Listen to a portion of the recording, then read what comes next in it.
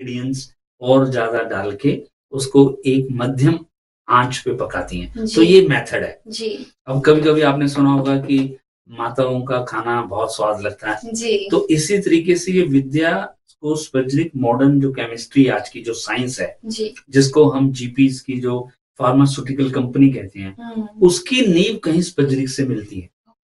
500 साल पहले पैरासेल्सस नाम के एक बहुत बड़े रिसर्चर और साइंटिस्ट हुए थे, जी जिन्होंने मॉडर्न केमिस्ट्री की नींव रखी थी आज से ओके 500 साल पहले। जी और वो उससे पहले यहाँ पर जड़ी बूटियों से दवाई नहीं बनती थी। तो वो उनकी उम्र बहुत छोटी उम्र में वो जी उनकी उनका देहांत हो गया, तो वो विद्या रुक गई। जी उसके बाद करीब-करीब 300 साल बाद हनीमैन जो जिन्होंने पहली बार मेडिकल टेक्स्ट के जी रूप में पुराने सिस्टम को जड़ी-बूटियों को डाला, तो जी वो स्पजरिक और होम्योपैथिक का कॉम्बिनेशन ओके स्पजरिक हमारा प्रोग्राम है, दैट्स जिसके अमेजिंग अंदर आज जो होम्योपैथिक है, वो नेचुरल नहीं रह गई। जी हमने सुना है कि आजकल होम्योपैथी में जैसे मिनरल्स जी, तो जब हमने इसकी शिक्षा ली होम्योपैथी जी की, तो डॉक्टर सत्यपाल जो मेरे गुरुजी हैं, जी वो उन्होंने जब हमें बताया कि आज का जो होम्योपैथिक है, वो नेचुरल से अननेचुरल हो गया। जी उसका कारण ये था कि उसके अंदर एनिमल किंगडम से दवाइयाँ बनने लगी। जी एनिमल्स का पार्ट यूज़ होने लगे। जी फिर उसके अंदर नसोड़ बैक्टीरिया से दवाइयाँ बनने लगी, जी फंगस से दवाइयाँ बनने फंगाई लगी या और फिर मिनरल्स, केमिकल से दवाइयाँ बनने लगी। जी तो वो साइंस अपनी अपनी जगह है। जी हमारा मकसद किसी साइंस का के अगेंस्ट काम करना नहीं है। जी हमारा मकसद ये है कि हर साइंस की नॉलेज देना जी और कोई भी साइंस कंप्लीट नहीं है। जी सविता जी, कोई भी जी साइंस कंप्लीट नहीं है।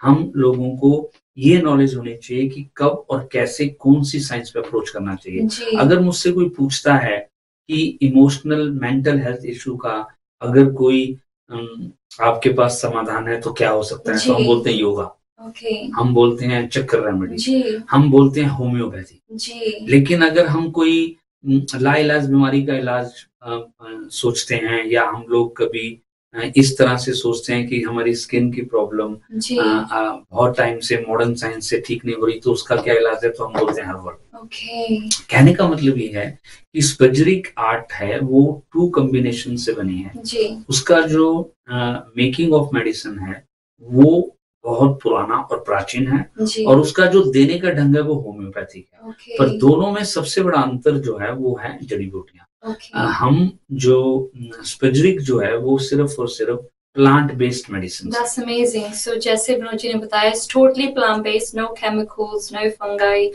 no sods or animals. So it's totally amazing. आजकल तो हम अब vegan options भी आते हैं, so ji. people are going back so to उसके पीछे मैं सविता जी बताना चाहूँगा कि जैसे कई बार हमारे साथ क्या होता है कि अगर कोई स्पिरिचुअल लेवल पर वेजिटेरियन है या जी वीगन है और अचानक उसको पता चलता है कि मैं एक होम्योपैथिक दवाई खा रहा हूँ जो एनिमल से बनी है, yeah तो वो कहीं न कहीं उसको अननेचुरल मानता है। of तो course हम लोगों ने एक तकरीबन 15-16 साल पहले एक प्लेटफ़ॉर्म बनाया जी और हमने सोचा कि होम्योपैथी के अंदर जो जड़ी-बूटियों से आधारित दवाइयाँ हैं जी सिर्फ़, जी उसी को हम लोग ओके आगे चलेंगे। और इसके बाद स्पजरिक में एक बहुत बड़ा जो रोल हुआ वो ये हुआ कि ऑर्डिनरी होम्योपैथी को साइंस ने कहीं न कहीं बहुत डाइल्यूटेड मेडिसिन कह दिया।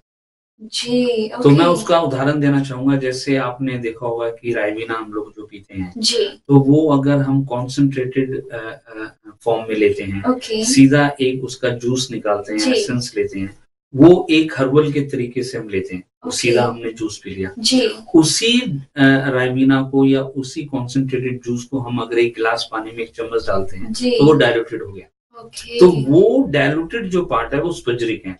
लेकिन अगर हम और डाइल्यूटेड कर दें उसको, बहुत हाँ थिन और जी डाइल्यूटेड करते रहें, वो होम्योपैथिक पार्ट हो गया। जी तो होम्योपैथिक में एनर्जेटिक लेवल पर दवाई स्टार्ट हो, ओके यानी कि उसके अंदर मॉलिक्यूल्स खत्म हो जाता है। नॉट तो प्रेजेंट साइंस या नॉट प्रेजेंट। जी तो इस वजह से उस दवाई को एक तरह से प्लेसिबो या उस दवाई को एक पानी का आधार बना दिया।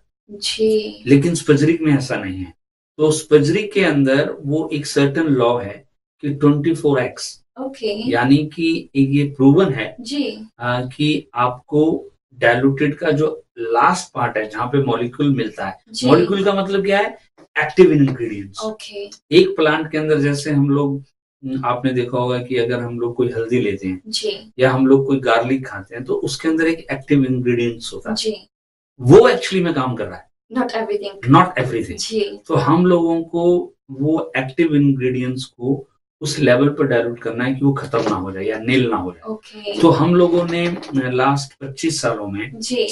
जब इस विद्या को दोबारा से रीएस्टेब्लिश किया तो 702 बीमारियों पर रिसर्च की। ओके। और आपको हैरानी होगी कि इसमें परहेज बहुत कम होते हैं ओह वेरी गुड। दूसरी सिस्टम के हिसाब दैट्स से। हाँ अमेजिंग। जी। क्योंकि दूसरे आई थिंक मैंने सुना है जैसे प्याज नहीं खाना, ये नहीं। तो हमारा जो बेसिक जो जी। हमारा जो एम है जी। वो ये है कि एविडेंस बेस्ड मेडिसिन। ओके। एक होता है कि आपके पास जड़ी बूटियों की दवाई है जी। पर वो प्रूवन नहीं है, जी। ठीक है। एक होता है कि आपके पास एक ट्रायल रिसर्च है। जी। तो हम लोगों का जो मकसद था वो अब आने का जो मकसद है वो हम लोगों को ट्रायल से क्या होता है, जी। डाटा से क्या होता है कि हमारे पास एक डाटा है कि आपकी प्रॉब्लम जो है वो इस लेवल पर हम ठीक कर सकते हैं। ओके। यानी कि ब्लाइंडली हम लोग उसको जी। ठीक नहीं करना चाहते जी। या ब्लाइंडली हम लोग क्लेम नहीं करना जी। चाहते कि आपकी दवाई ये खाने से कुछ भी ठीक हो सकता है। ओके। तो यही पर मैं पूछना चाहती हूँ कि जैसे जीपी का जी इनका अभी एक सवाल आया कि थैंक यू। लोअर बैक उनका पेन। बिल्कुल लोअर बैक पेन का अब मैं इसका कारण बताता हूँ। ओके। कारण होता है कि आपकी जो नसें हैं उसके अंदर हवा चलेगी तो ओके। आपको 3 चीजों का ख्याल रखना है जी। कि आपकी बॉडी क्या है, जी। आपकी बॉडी किस टाइप की है और कौन सा पार्ट अफेक्टेड है। ओके। तो जब वो आप ये 2 चीजें पता लगा लोगे तो तीसरी चीज आपको दवाई का पता लग जाएगा। तो सबसे पहले हमें ये देखना है कि जितनी भी पेन्स हमारी बॉडी में होती हैं जी। वो वायु रोग से होती है। वायु जब बढ़ जाता है जी। तो हमारा जो मकसद है उसके अंदर हम लोगों का जो मिश्रण है स्पेसिफिक जो साइंस जी। है वो combination of 2 synergies. Okay. Synergies का मतलब होता है एनर्जी का मतलब होता है एक तरह की एनर्जी। जी। सिनर्जी का मतलब होता है 2 या 3 तरह की एनर्जीज जब अच्छा। साथ में मिलकर काम करती है जी। तो उसको सिनर्जीज बोलते हैं। ओके। जैसे आपने देखा होगा एक केबल है, जी। केबल के अंदर आप जब उसको छीलेंगे तो उसके अंदर कई तरह की केबल जाके जी। एनर्जी प्रोड्यूस करती है, जी। लेकिन बाहर से वो एक केबल नजर आती है।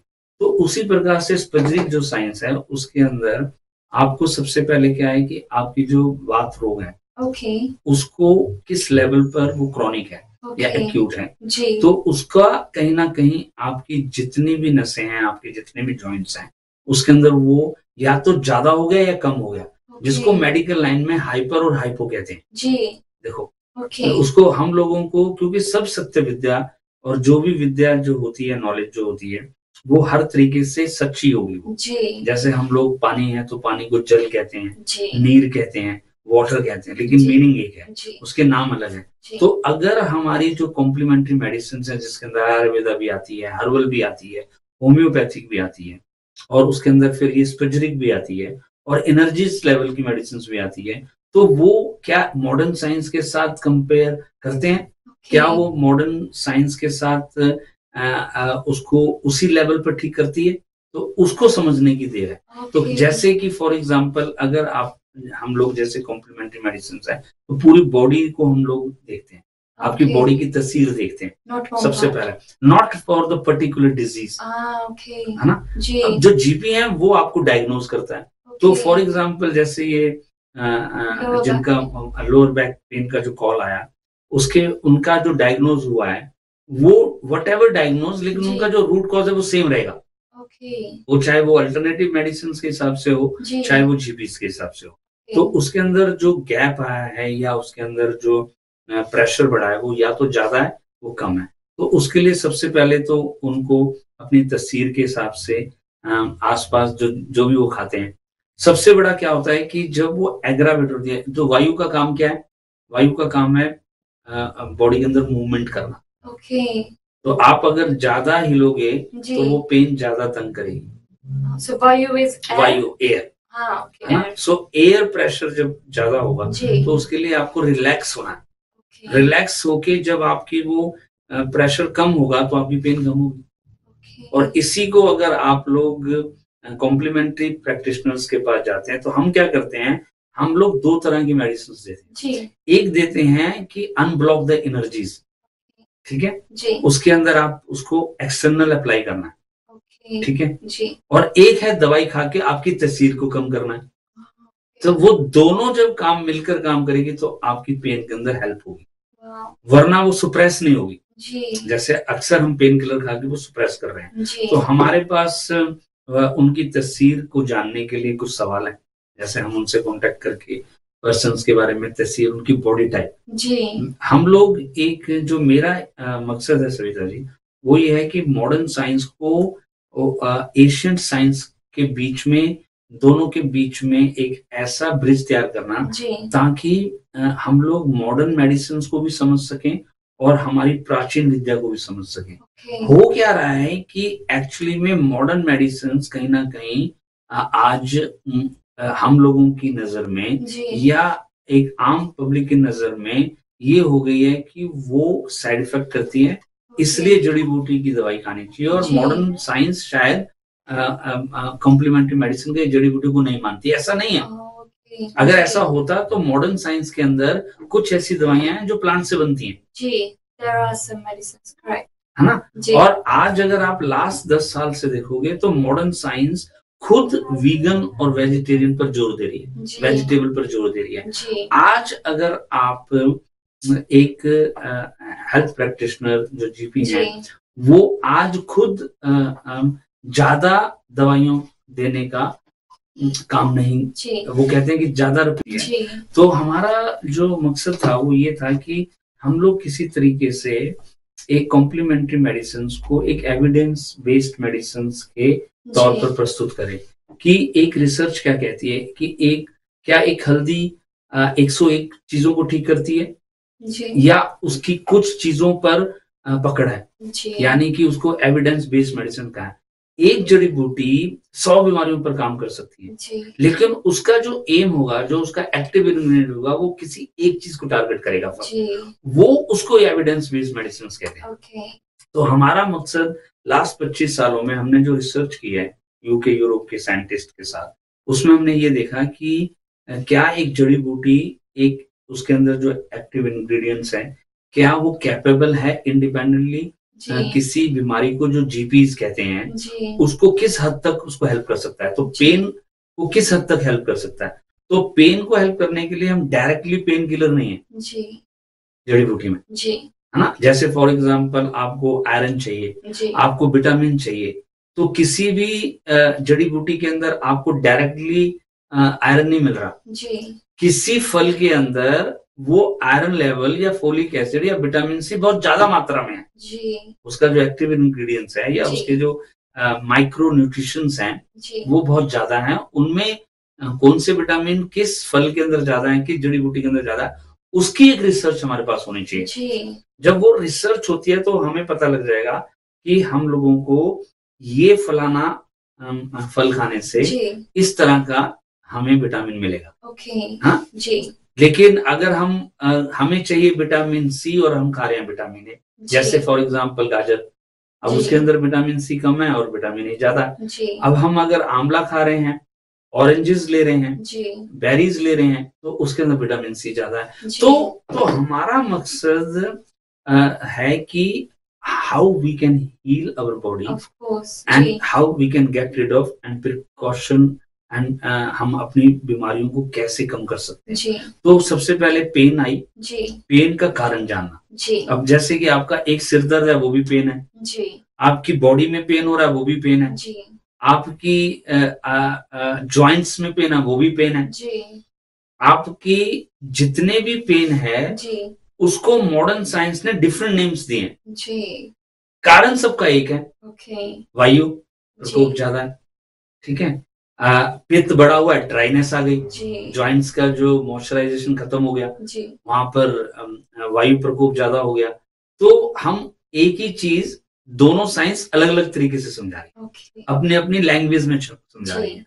तो वो चीज को हम लोग अब सामने लाकर जी एक हेल्प करना चाहते हैं जी कि एविडेंस बेस्ड मेडिसिन से, क्योंकि हमारी दवाइयां सारी जर्मन में बनती है, जी जर्मनी और जर्मन की बेस्ड 100 साल पुरानी कंपनीज ने इसको एस्टेब्लिश किया था, उसके बाद हम लोग उसको कैरी ऑन कर रहे हैं। और उसके अंदर जो साइंटिस्ट हैं वो उन्होंने तकरीबन 150 से 200 प्रोडक्ट्स यानी कि उसको प्लांट्स हैं उसके ऊपर, इस तरह के केसेस मैंने बहुत डील किए हैं। और इसके अंदर इम्बैलेंस ऑफ द एयर है। आपकी जो हवा है वो उसका प्रेशर, आपके जो 5 तरह के वायु प्राण है हमारे बॉडी में, उसका जो अपर पार्ट है वायु का, जो छाती से ऊपर का है, वो कहीं ना कहीं उनको डिस्टर्ब कर रहा है। तो जब वो प्रेशर होगा, जैसे कि मैंने कहा कि हर साइंस, जैसे जीपीस की जो साइंस है वो रिसर्च बेस्ड पर अब फिजिकल लेवल पर ज्यादा काम करती है ना जी। और जो जड़ी बूटियां हैं वो पर्टिकुलरली उसके नेचर पे काम करती है। तो हम लोगों को नेचर समझना है। और एक बीमारी का नेचर होता है और एक आदमी का नेचर होता है, व्यक्ति का नेचर होता है। हम दोनों को मैच करना है जी। जैसे कि बीमारी का नेचर, पर्सन का नेचर और जड़ी बूटी का नेचर। आपको ऐसी बातें मैं बताऊंगा कि एक, जब पुराने जमाने में मैंने जैसे एशियंट वे ऑफ हीलिंग लिखा है, उसका मतलब है कि पुराने जमाने में जब किसी पेड़ को, पौधे को या फल पत्तियों को हम जब काटते थे तो उससे पहले मकसद हमारा सिर्फ और सिर्फ किसी को दवाई देना नहीं है। इसीलिए जब हम लोग पुराने जमाने में जो ये काम होता था, तो आज से अब अगर आप पीछे जाएं तो मॉडर्न साइंस, जो जीपी साइंस, वो 200 साल से पहले नहीं थी। तो उससे पहले भी कोई ना कोई ठीक करता होगा। 500 साल पहले भी कोई साइंस होगी, तो उससे पहले भी साइंस होगी। तो ऐसे करते करते जब से ये ब्रह्मांड बना तो कोई ना कोई साइंस स्टार्ट हुई होगी। और पुराने जमाने में तो जो अगर आप देखो तो बहुत भयंकर तरह से एक लड़ाई जब होती थी, युद्ध होते थे, तो उसके अंदर वैद्य बहुत अच्छे तरीके से इमरजेंसी ट्रीटमेंट करते थे, है ना। क्योंकि अगर किसी का आप फिजिकल, आजकल तो फिजिकल लड़ाई नहीं है जी, ठीक है। अगर आप पुराने, आजकल तो फिजिकल एक्सीडेंट्स हैं जी, ठीक है। लेकिन अगर फिजिकल लड़ाई बहुत कम, पुराने जमाने में तो फिजिकली लड़ाई थी। तो युद्ध जब होते थे तो उसमें वैद्य लोग किस तरीके से ब्लीडिंग, किस तरह से अंग वो सर्जरी कर देते थे, किस तरीके से वो, तो वो एक प्राचीन विद्या को मॉडर्न साइंस के साथ कैसे जोड़ा जाए, उस पे मैंने 25 साल अपने रिसर्च की है जर्मन साइंस के साथ। तो वो जैसे वो, यही हमारा मकसद है, जानकारी देना। आज अगर हम लोग कोई भी शॉपिंग करने जाते हैं तो सबसे पहले उस प्रोडक्ट की जानकारी लेते हैं, ठीक है। और अगर वो प्रोडक्ट हमें सेटिस्फाई करता है तब लेते हैं। तो हेल्थ के साथ हम खिलवाड़ कर रहे हैं, कुछ भी डाल लिया, कुछ भी खा लिया, ऐसा नहीं होना चाहिए। तो हमारा प्रोग्राम, हम खुद कह रहे हैं कि कमर्शियल लेवल पर नहीं होना चाहिए, जानकारी के साथ होना चाहिए। अब उनको पित्त हाई है, हीट, बॉडी के अंदर हीट हाई है, हाइपर है, वो बढ़ी हुई है हीट, तो हॉट फ्लैशेस है। अब वो हॉट फ्लैशेस जो हीट है किस ऑर्गन पे, हीट आपका नेचर हो गया और उसने कौन सा अफेक्ट किया हुआ है। अब जैसे किसी की हीट बढ़ी हुई है तो ब्लड प्रेशर बढ़ सकता है, किसी की हीट बढ़ी हुई है तो रैशेज हो सकते हैं, किसी की हीट बढ़ी, माताओं की, बहनों की अगर हीट बढ़ी होती है तो उनके अंदर जो उनके जो जिसको मेंसेस बोलते हैं, हार्मोनल जो इम्बैलेंसेस बोलते हैं, वो ज्यादा हो सकते हैं या कम हो सकते हैं। मेनोपॉज के साथ रिलेशन हो सकता है या एंजाइटीज के साथ हो सकता है उसके, है ना, मेंटल के साथ हो सकता है। तो हम लोगों को कारण समझ आ गया। तो मैं हमेशा कहता हूँ कि आपकी तस्वीर, बॉडी टाइप, ठीक है, आपकी बॉडी टाइप, आपकी तस्वीर ने आपकी किस ऑर्गन पर अफेक्ट किया जी, और उसकी दवाई क्या होनी चाहिए, कैसे ठीक होना चाहिए। So what, how and which, ये दीज 3 जो टिप्स हैं वो ये हैं कि आप पहले अपने, जैसे हम खाना, पुराने हमारी माताएं क्या करती थी, पहले घर के अंदर हर प्रकृति जो बॉडी टाइप के हिसाब से खाना बनाती थी कि आपको ये खाना पचता है, सर्दियों में ये खाना चाहिए, गर्मियों में तो वैद हो गया ना वो। आजकल क्या हो गया है कि आजकल ये प्रथा खत्म हो गई है, तो बीमारियां बढ़ गई हैं। पुराने जमाने में क्या होता था कि बाहर सर्दी पड़ रही है तो गर्म चीजें खानी है, अगर गर्मी हो रही है तो ठंडी चीजें खानी है। तो प्रकृति ने हमें मौसम के हिसाब से फल दिए, मौसम के हिसाब से वेजिटेरियन। क्योंकि अगर हम लोग, अगर फॉर एग्जांपल आप एक प्रोग्राम शो कर रही हैं तो आप मैनेज कर रही हैं, कंट्रोल कर रही हैं, आपके पास सवाल है, आप जानकारी दे रहे हैं। ऐसे ही जो संसार जब बनाया तो उसके अंदर कौन सा फल कब आएगा, कौन सी सब्जी आएगी, तो उसको एविडेंस बेस्ड मेडिसिन कहते हैं, जो मॉडर्न साइंस। जी अगर आप इसको प्रूव नहीं करते तो वो कहते हैं ये पानी है। जी